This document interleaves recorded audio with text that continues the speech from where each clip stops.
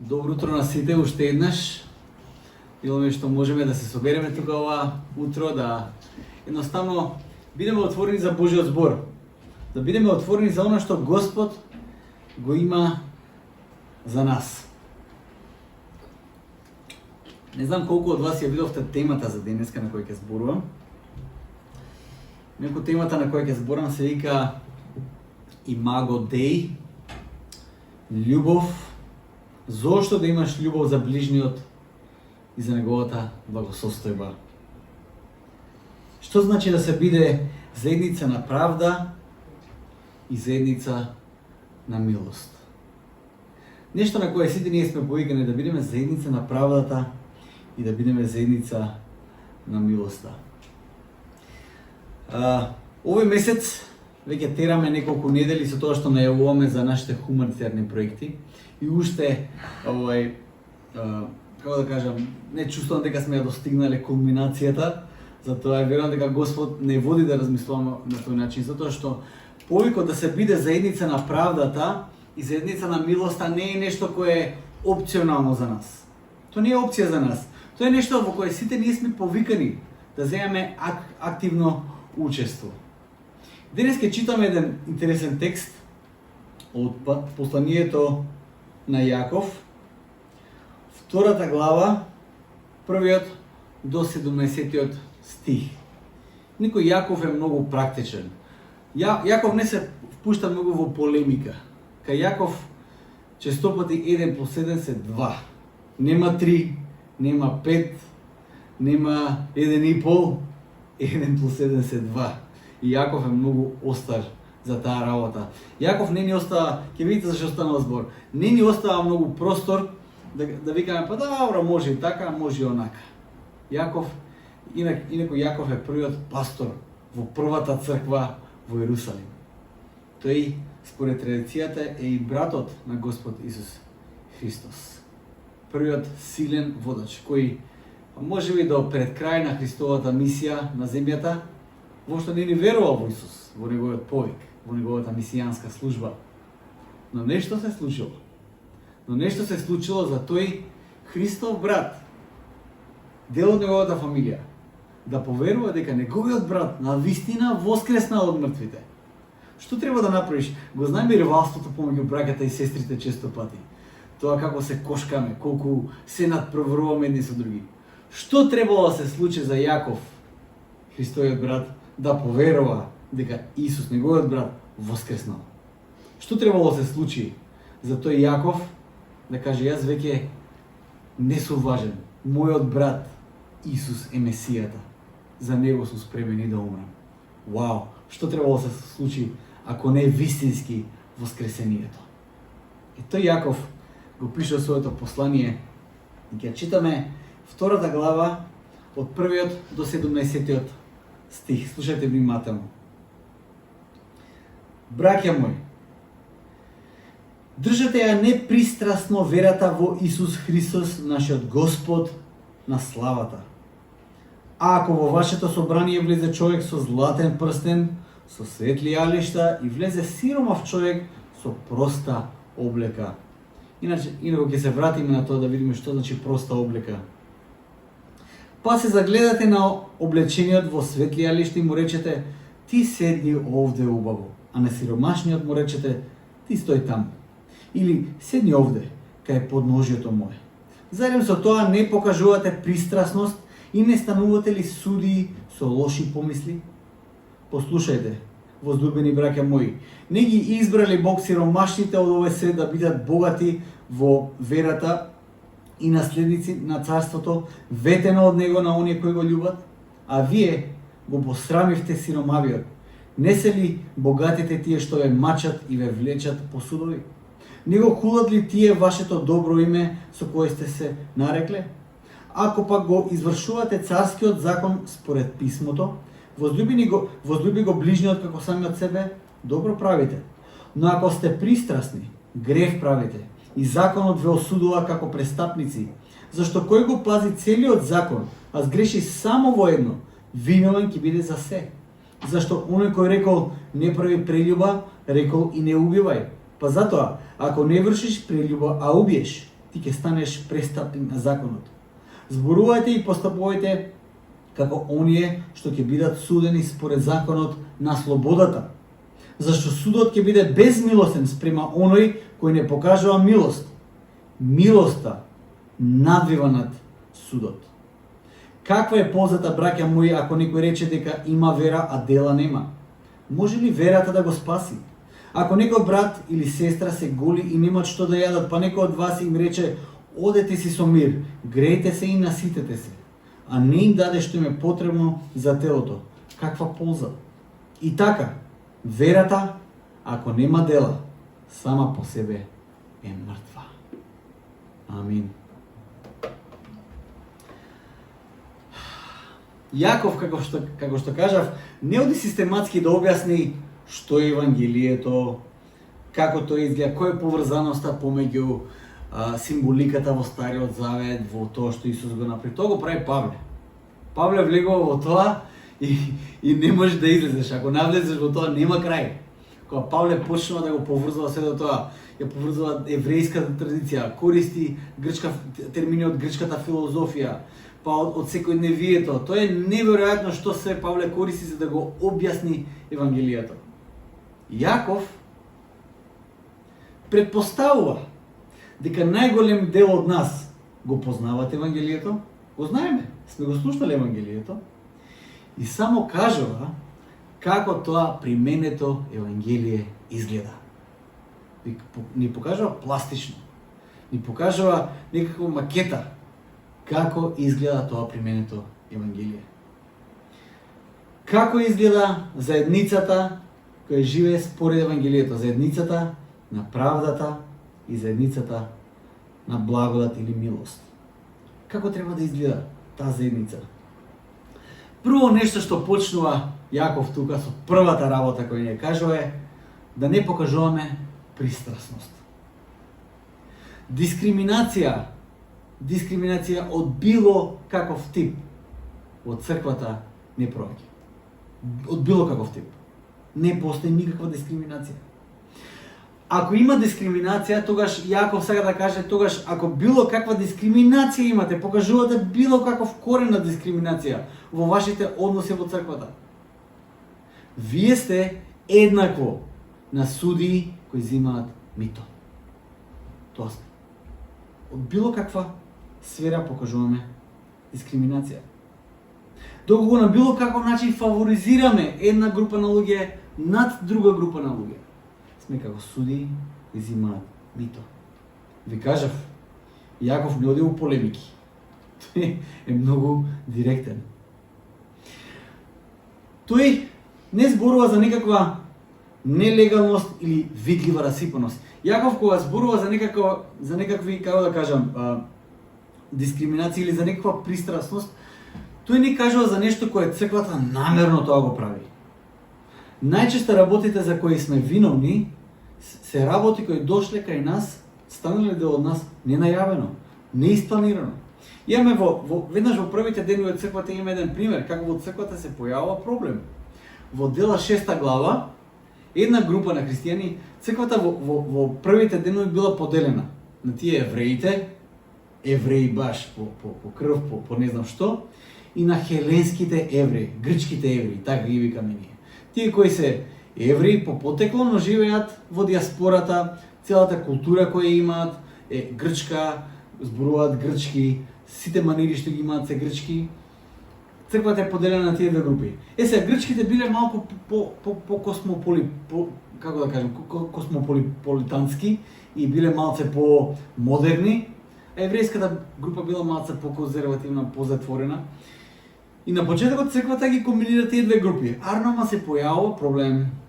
Грчките евреи почнуваат да се бунат дека нивните вдовици, пошто црквата имала еден фонд во кој собирале финансии, кои служа за помагање. Грчката група на евреи почнува да се буни дека нивните вдовици биле занемарени.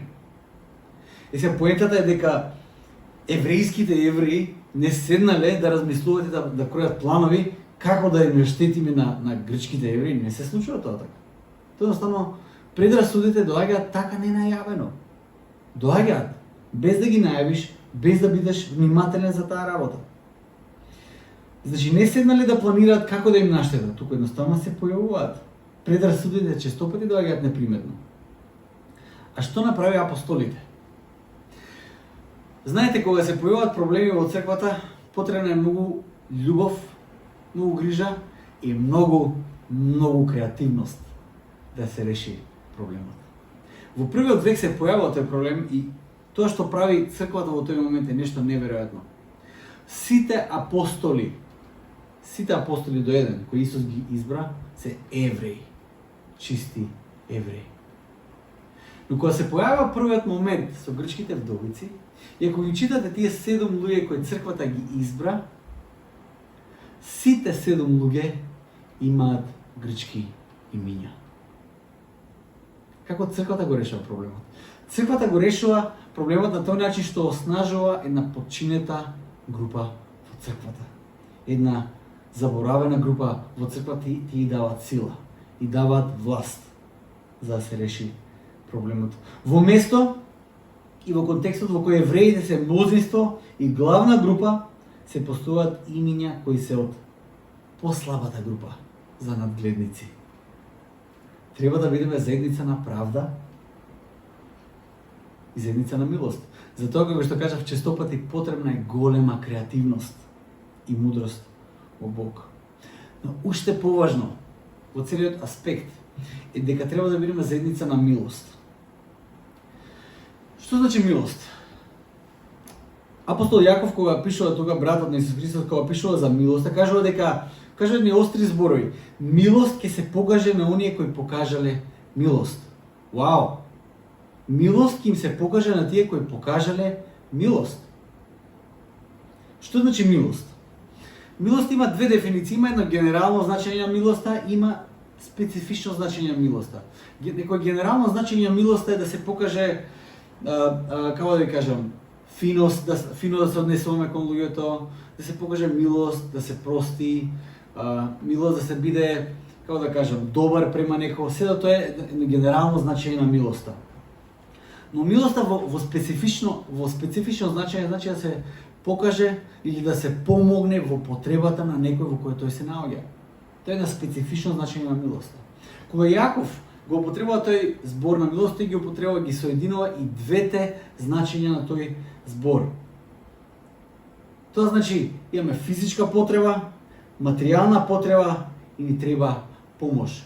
Кога луѓето бараат милост од Исус Христос, тоа не беше само да Исус да им даде некои охрабрителни зборови. Да им каже, леле, добри сте вие бе, ве сакам. Не се работи само за тоа.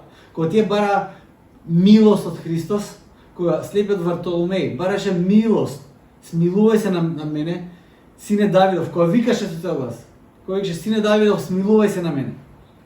Тоа не беше само Исус да му прости, туку тој беше слеп и му требаше исцеление. Тоа е специфичното значење на зборот милост. А кој е контекстот во кој Јаков го користи овој збор?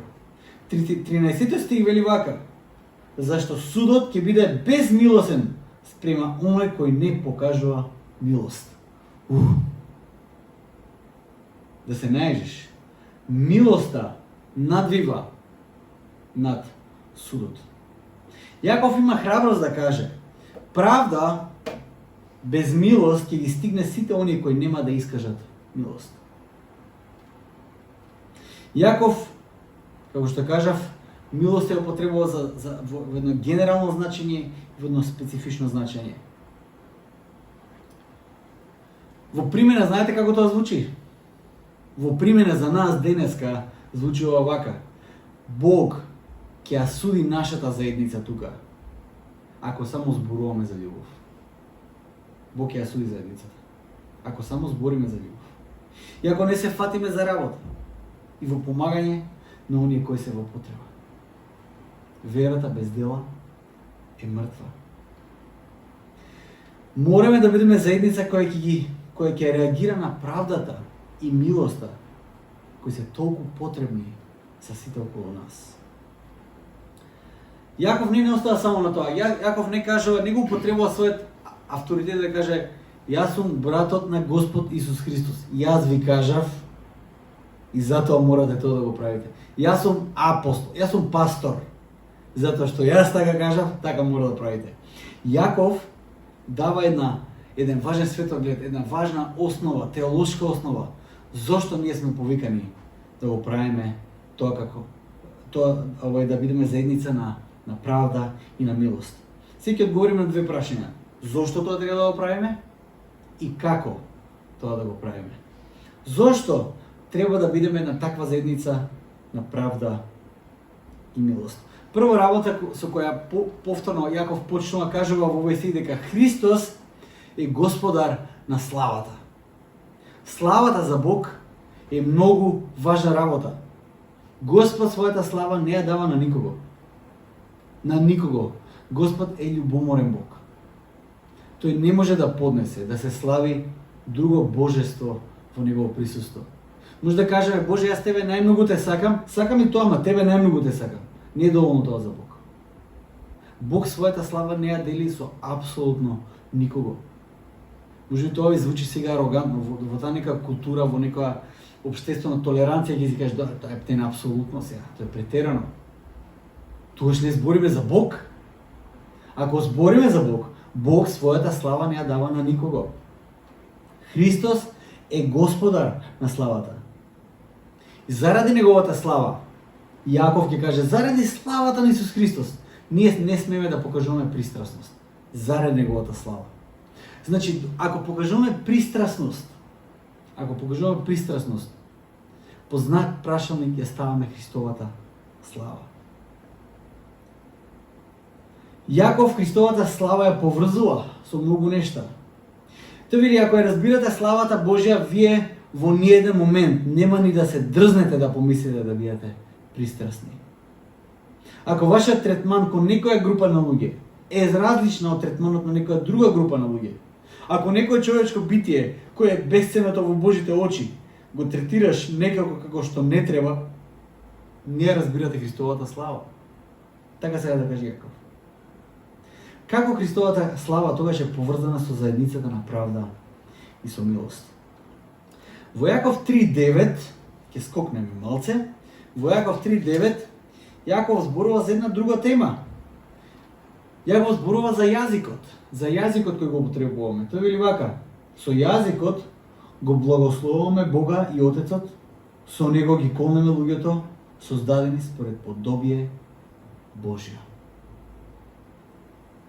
Јаков открива тука нешто многу важно. Јаков тука во целото негово послание, но посебно во 3 глава се осврнува на Битие 1 до 3 глава.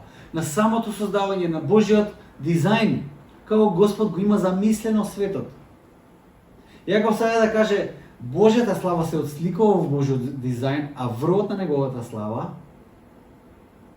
сме јас и ти, кои сме создадени по негов образ, по негово подобие.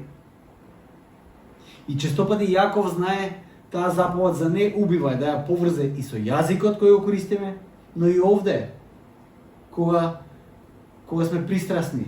Тој убиството го поврзува со тоа, кога си пристрасен према некоја група. Или кога со јазикот убиеш некого. Тој тоа го поврзува со таа заповед на не убивај. Тој тоа го поврзува со Битие 1-3 глава, со првото убиство.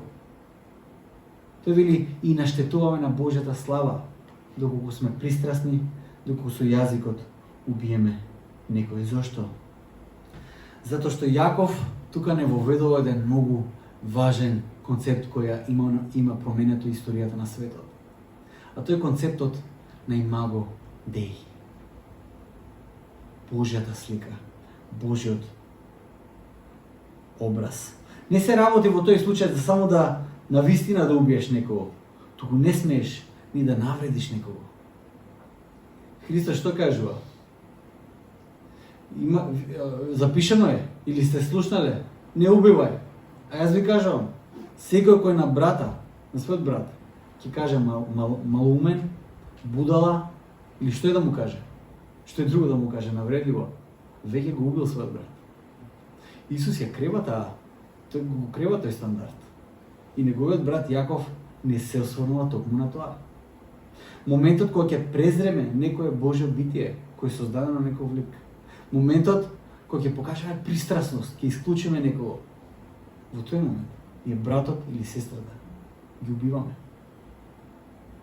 Ако на сиромашниот му кажеш, ој ти друже седни таму, леле мајко, па ти воопшто не разбираш дека секој е создаден по Божја слика, го носи Божјиот образ, ја носи Божјата слава на неговиот образ.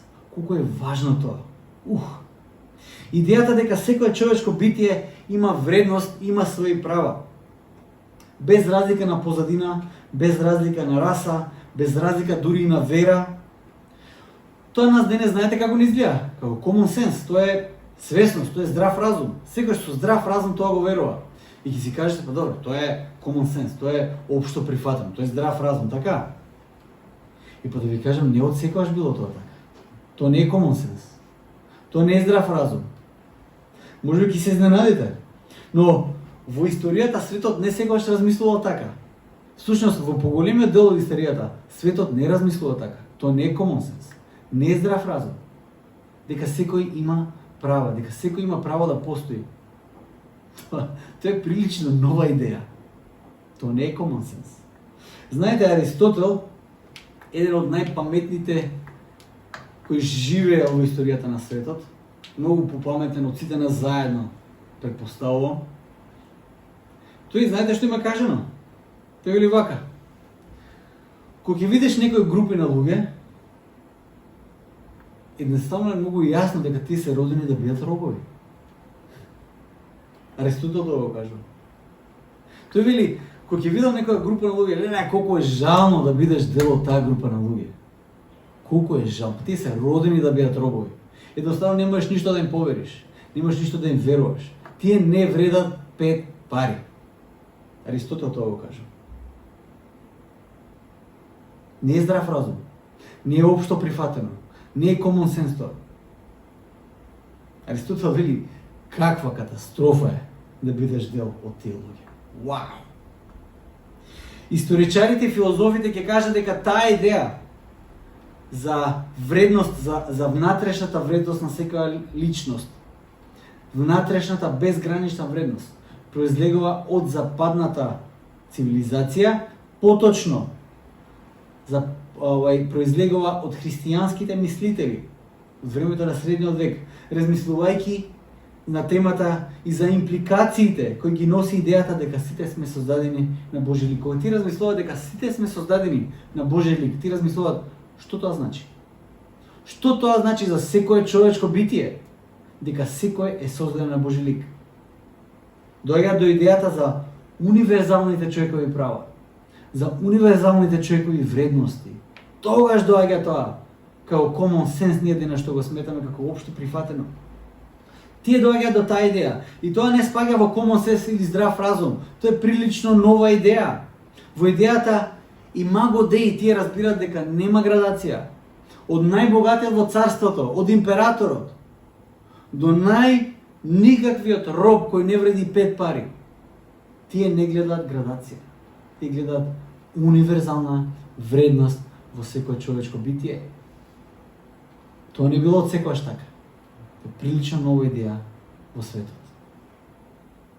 Кои се резултатите кога црквата тоа го разбира? Знаете од кај произлегува идејата за болници? Еден писател кој се вика Дейвид Бентли Харт, тој кажа овака: идејата доаѓа од христијаните. Точка. Идејата за болници доаѓа од христијаните. Има еден раноцрквен светец кој се вика Свети Ефрем, живеел до 330 година. Тој првиот запис дека некој отворил некаква болница во историјата на светот. Том Холанд, еден друг историчар, ќе каже: првиот организиран одговор за некаква заедница или институција за време на пандемија или епидемија се појавува во црквата. Ниедна друга заедница во историјата на светот не превзема такви мерки, не превзема таква акција да помогне на луѓето кои не се од нивна крв, од нивно племе, едноставно помага. Најпрвата институција која одговара на тој предизвик е црквата. Имаме некаква си света Фабиола од Рим, која умрела 399 година. Таа ги отвара првите болници во Рим. Да не зборувам за бенедиктанците, еден ред, како да кажам, еден монашки ред кој за време на средниот век во Западна Европа имале околу 2000 болници. 2000 болници, луѓе мои. Во време и во контекст каде милоста не постои, ти има 2000 болници. И не само за болните, ти помагат на сиромашните. Ти отвараат места каде што сиромашните може да се хранат. Идејата за болници, за искажување милост, доаѓа стриктно од христијанската заедница. Голем дел од историчарите ќе кажат дека западната заедница не смее да заборави од каде доаѓаат тие принципи за општо добро. Зошто имаме толку хуманитарни акции? Општо добро. Зошто? Тоа е се наследство од црквата. Милост, сочувство, милостина не секогаш биле дел од заедницата. Во историјата на светот тие се прилично нови идеи. Тие нешта имаат почеток во западната цивилизација и нивниот корен се наоѓа токму од црквата. Но сега има една страшна ситуација. Во западниот свет тотално се отврла идејата за Бог, дека Бог постои. Тотално се отврла дека сме создадени на Божји образ, се отврла таа идеја. Поентата и важното прашање е за нас денеска. И знаете што? Како црква и како генерација ќе бидеме соочени со тоа прашање. Внимавајте добро што зборувам.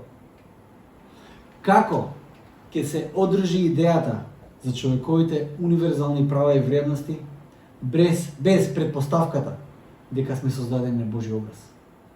Како е одржлива таа идеја? Како е одржлива таа идеја? Јас се надам дека ќе се одржи.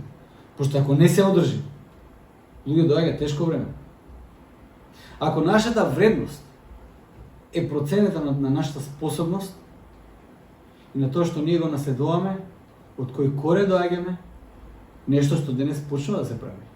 Ако тука се тебе нашата вредност, па ние влегуваме во еден опасен период. Тоа што отидоа и болниците, барем општите болници за сите, отиде милоста, отиде хуманитарните действија, отиде све, готово. Кога ќе се тргне предпоставката дека сме создадени на Божји образ, дека нашата вредност доаѓа затоа што сме создадени на Божји образ, тогаш со човекот, која нема таа внатрешна вредност, ти можеш да правиш што сакаш. Нема вредност. Неговата вредност ќе се определи од тоа колку кеш има и од каква позадина доаѓа. И знаете што? Јас верувам дека ние во нашата генерација ќе се соочиме со тоа прашање. Ќе се соочиме. Да видиме што значи прогресивност. Каде може таа предпоставка да биде засадена за да може да се одржи тоа верување за вредноста на поединецот? Нема никаква логика да биде насадена на друго место. Ниче кој еден од најголемите скептици за христијанството има еден принцип во апологетиката која збориме за Христовата божественост. Често пати знаеме да се осврнеме не само на тоа што Христос го кажал, туку и на тоа што неговите противници го кажале за него и зошто тие го осудиле. И тоа е голем дел од аргументот зошто Христос е Бог. Тие го убиле не затоа што Христос бил морален учител, не. Тоа му кажале во Јован 7 глава кажува, ние Христос вика зошто сакате да ме убиете, ти викат затоа што ти бивајќи човек се правиш дека си Бог. Тоа е нешто, тоа е аргумент кој од противниците на Исус знаеме што Исус кажувал за себе. Ниче е еден од тие големи противници на христијанската вера. И знаете што? Понекогаш најчистото верување на христијаните може да се види токму од обвинувањата на нивните противници. Тоа може да се види убаво кај Ниче. Што кажува Ниче за христијанството? Тој константно го обвинува христијанството за актот на милост. Или христијанството е криво. Тоа што го вреднува актот на милост. Тоа што им помога на овие слабите. Христијанството е криво за таа работа. Цивилизацијата не требаше така да се одвива. Развојот не требаше така да се развива. Христијанството е криво затоа што овие што бие слаби дојдоа да имаат на место каде што имаат власт. Тој ги обвинува христијаните дека ги оснажило групите кои биле слаби. токму заради нивната милост. Но и тој бил искрен дека таа идеја за универзалните човекови права нема шанси да се одржи без христијанската база. Тој тоа го кажува. И затоа на крајот од живот малце се шекнува, затоа што гледа што се случува. Тргни ја христијанската база и ќе имаш светски војни. И тој тоа го кажува многу пред светските војни да се случат. А што е тоа важно за нас? Слушајте што е страшното за нас. Зарем Бог нема нас да не суди ако сме помалку милостиви од заедницата околу нас која воопшто не ни верува веќе во идејата на Имаго Деј. Ако заедницата околу нас која воопшто не ни верува во образот Божи, дека сме создадени во образ на образ Божи, ако таа заедница околу нас е помилостива од нас кои веруваме дека ние сме создадени на образ Божи, зарем Бог нема да ни суди за тоа? Знаете, се е по милост. Се е по милост. Но милоста од Бог не значи ние да фураме некаква самоправедност. Тоа не значи. Милоста од Бог не значи Бог секој ми прегледа преку прсти. Милоста од Бог значи како што вика Исус. Ако десната рака те наведува на грев, одсечи ја. Видиш како е тоа милост? По милост е. Затоа што се што Господ ти дава е по милост. Но кога ќе прифатиш таа милост, ти треба да сватиш дека таа милост не е ефтина милост. Христос таа милост требаше да ја плати со својот живот. Таква е таа милост. Верата, се е по вера. Но верата без дела е мртва. Зарем Бог нема да ни суди ако сме помалку милостиви од луѓето околу нас, кои покажуваат повеќе милост од нас, заедница која не ни верува веќе во Имаго Деј. Тоа е основата. Божиот лик, Божиот образ во секој еден од нас е основата зошто ние треба да бидеме заедница на правда и на милост. Тоа е зошто. А како да бидеме таа заедница на правда и милост? Ќе погледнеме три нешта кои Јаков тука ги открива. Ќе зборуваме за идентитетот, за понизноста или сиромаштијата и трето за убавината. Во 7 стих Јаков ќе каже името со кое вие се поистоветувате е почесно име. А кој е тоа име? Тоа е христијанскиот идентитет, дека сме Христови. Без разлика на позадината од која доаѓаш, сиромашен или богат, веднаш кога ќе се крстиш во името на Таткото, на Синот и на Светиот Дух, ти си посвоен во богатото Божјо семејство. Ти веднаш стануваш наследник со Исус Христос. Јаков тој дискурс го води малце порано во прва глава и во првата глава 9 и 10 стих ќе каже вака: братот кој е на пониска положба нека се фали со возвишеноста своја. Пониска положба се мисли општествено. Братот кој доаѓа од малку општествена пониска положба нека се фали со возвишеноста своја, дека тој доаѓа во едно Божјо семејство, каде што тој добива еден почешен статус. А богатиот во општеството да се фали со својата понизност. Евангелието ги брише социјалните придобивки, поделби и предрасуди. Моментот кога ќе стапиш првиот чекор во Божјото царство, сите тие поделби, предпоставки не постојат. Може би доаѓаш од угледно семејство, па имаш општествени придобивки. Јаков вели дека треба да ги оставиш по страна и да се фокусираш на понизност, на служење. Може би доаѓаш од социјално нестабилна средина и социјално си доле. Треба да ги оставиш по страна и да се фокусираш на величествениот идентитет кој Христос ти го дава. Не да изиграваш цело време жртва. Имаш нов идентитет. Христос е твоето наследство. Јаков не повика во еден таков спој. А зошто?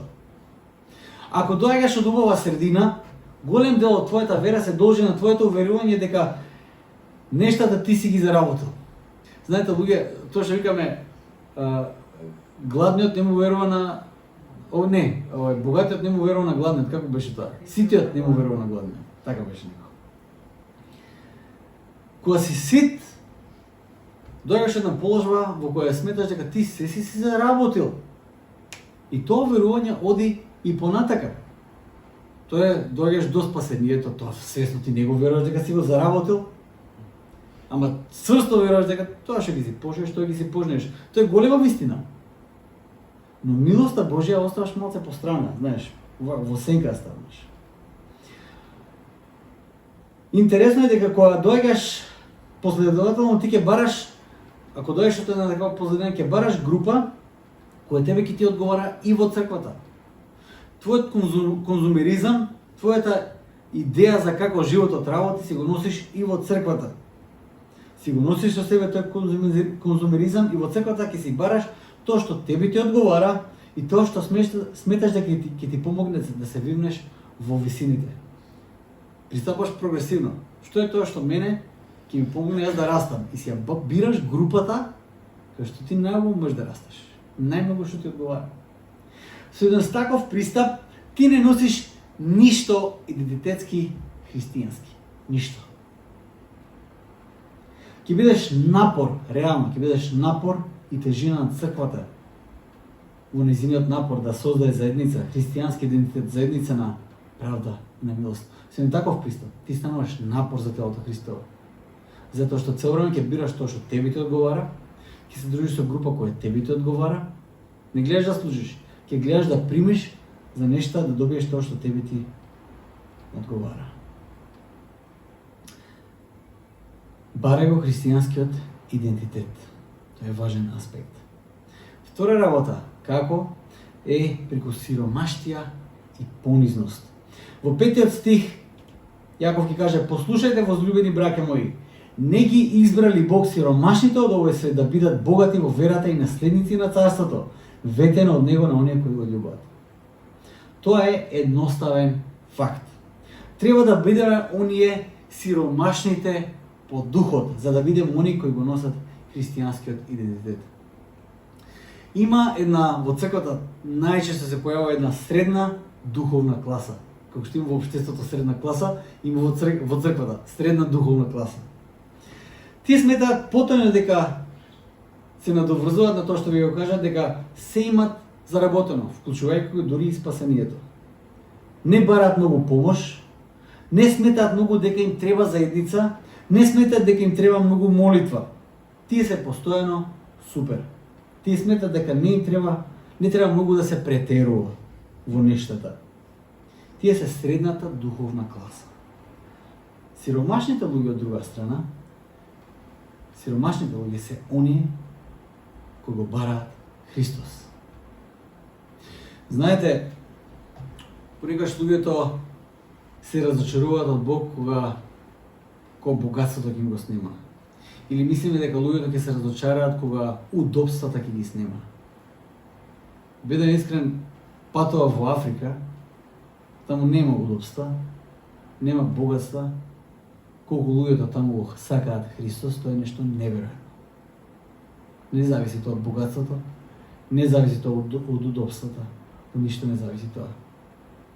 Сиромашните луѓе го сакаат Христос. Како што вика Јаков овде, па нели се богатите тие кои вас ве влечкаат по судови? Отидете во центарот на Скопје. Не да слушате ни една христијанска песна.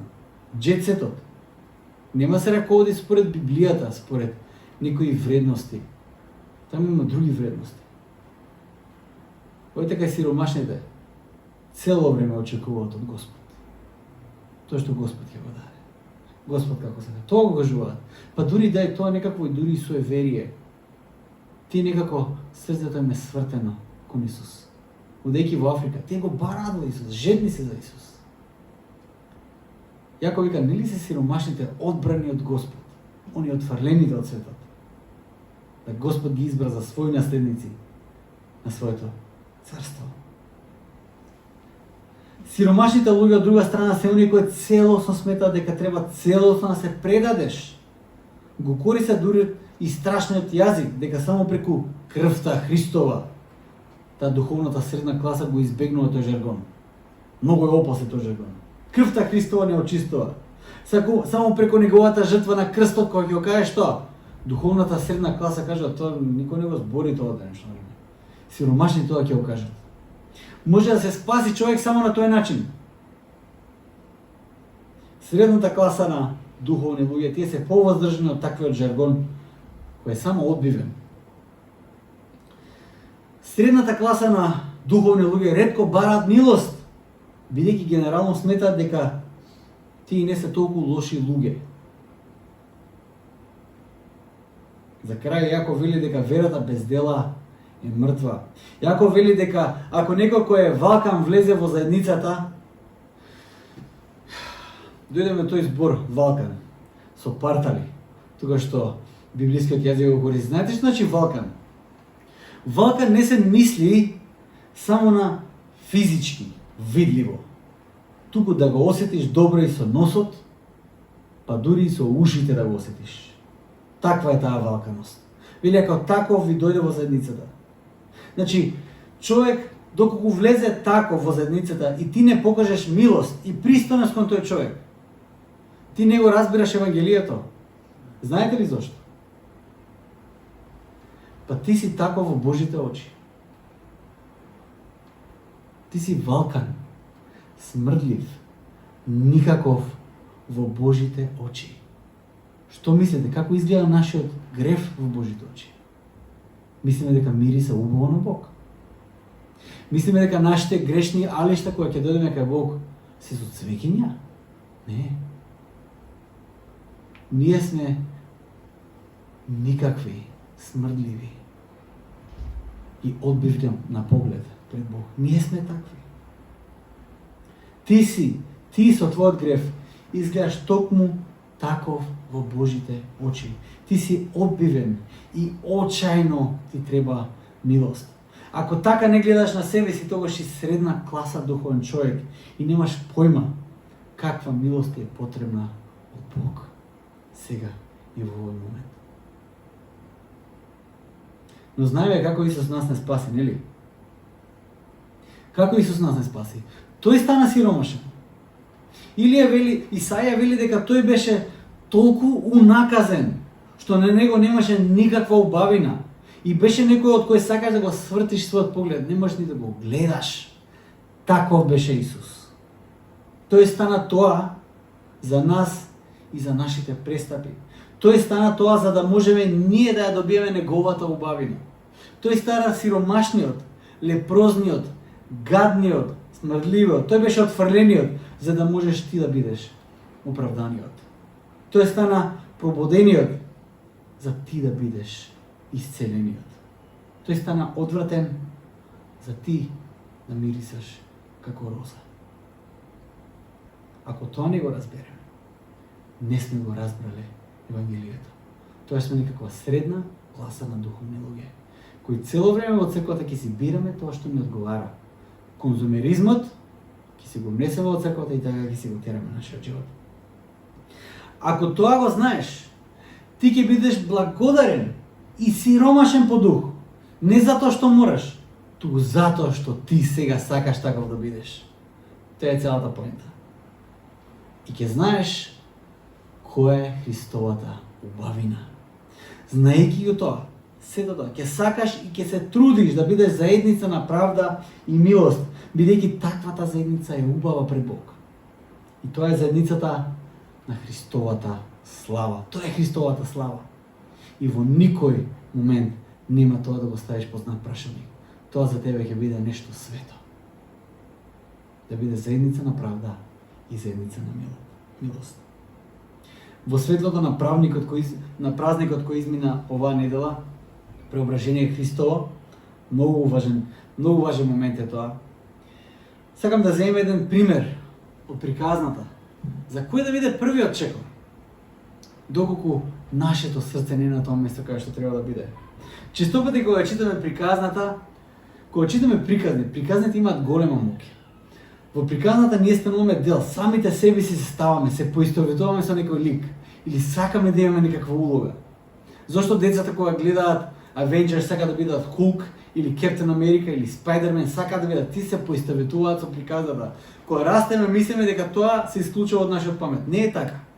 Сакаме да имаме некаков идентитет, сакаме да имаме некаков дел од некаква приказна. Читајќи приказната за Христовото преобразување на гората, ние сакаме да бидеме во присуство, во тоа присуство. Сакаме да бидеме Петар, кој ќе го гледа тоа на планината и каже: "Вау, каква е Божјата слава! Дај тука да изградиме светилиште. Еве го Мојсей, еве го Илија, еве го и Христос. Тоа е тоа." Но знаете што? Јас ќе ве предизвикам. Во таа приказна не завршува се на планината. После планината, Исус, Петар, Јаков и Јован се симуваат во долината, каде имаше еден татко, кој го донесе својот син, за кој му требаше исцеление. И кога Христос го праша тој татко: "Дали веруваш?"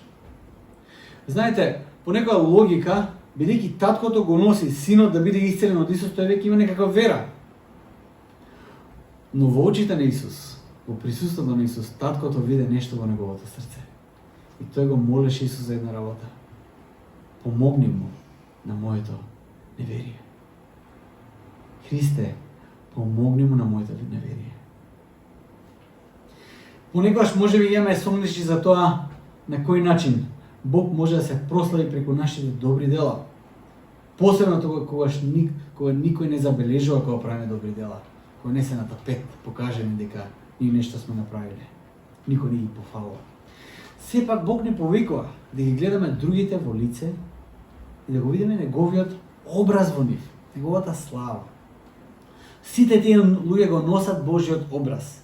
И ние како следница на правда и милост, доколку имаме проблем во нашето срце, доколку тешко ни е да се впуштиме во една таква мисија, тогаш ќе се повикувам, како што не повикува Јаков честопати, да пристапиме со дела. Практично. Знаете зашто? Затоа што кога ќе го превземеш првиот чекор во дела, тогаш и срцето ќе ги следи нашите дела. И срцето ги следи нашите дела. Да не чекаме некакво автентично чувство одвнатре да ги поттикне нашите дела. Таквото чувство може никогаш и да не дојде во нашиот живот. Никогаш може да не се појави автентично чувство за да направиш нешто или да веруваш. Не. Почни со делата, со акти. Ќе дојде и верата, а тоа ќе го следи и твоето срце. Види го образот Божи во оние кои се во потреба. Покажи милост и на тој начин ја вршиш Божјата правда. Гради ја заедницата на правда и милост пред и вистинска желба да се роди во твоето срце за едно такво нешто. Тоа е многу пати помоќно од било кој Facebook пост, било кој Facebook статус кој ќе го шернеш или што и да скоментираш на Facebook. Тоа е најлесно. Тоа не треба никаква акција тука. Најлесното е од твоето удобно седиште да земеш да мелеш на Facebook. Најлесно е тоа. Активирај се. Во тоа те повикува Јаков. Верата без дела е мртва. Ако не покажеш милост, ќе бидеш суден. Нема да биде искажана милост кон оние кои не искажале милост. Активирај се. Твојата акција ќе го следи и твоето срце. Ние кога црква имаме неколку иницијативи. Проширете ги тие иницијативи. Не знаеме како преку тие иницијативи Бог ќе допре нечие срце, па дури и за верата. Повикате ги луѓето да се вклучат во тие иницијативи, како што ги набравав на почетокот. Имаме 3 важни проекти кои сакаме практично да земеме учество. Тој е помош на црквата во Африка, храна за луѓето кои тука во Скопје немаат и кујната, јавната кујна во Велес. 3 проекти во кои може да се вклучиме. Први, молете се за таа работа. Аз би рекол, приклучете се колку што можете. Зашто ако се верува малку, Бог ќе те постави на многу. Нека ја градиме таа заедница на правда и на милоста во која Господ Исус сите нас не повикува. Ајде се молиме за крај. Татко наш небесен, Ти благодарам, Господи, затоа што Ти покажа совршен пример што значи да се жртвуваш за другите. Господи, Ти ја вреднуваш Твојата слава толку многу. Твоето создание, Твојот образ кој во секој од нас што одлучи да дојдеш, да го дадеш Твојот живот за сите нас, Господи. Татко мој, Ти благодарам за тоа што не остави сами, го прати Твојот Свет Дух, да не подсетува, да не води, да не трансформира во личности, во луѓе, во заедница, која ќе носиме Твојата правда и Твојата милост на секаде околу нас. Боже мој, Те молам, дај ни средства, дај ни мудрост и Господи, дај ни креативност. Како можеме да одговориме на сите тие предизвици кои се наоѓаат во светот, Боже мој. И на крај, Господи, да го дадеме се да биде по Твојата волја и за Твоја слава. Боже мој, тоа го бараме. Твоето име се Христе. Амин.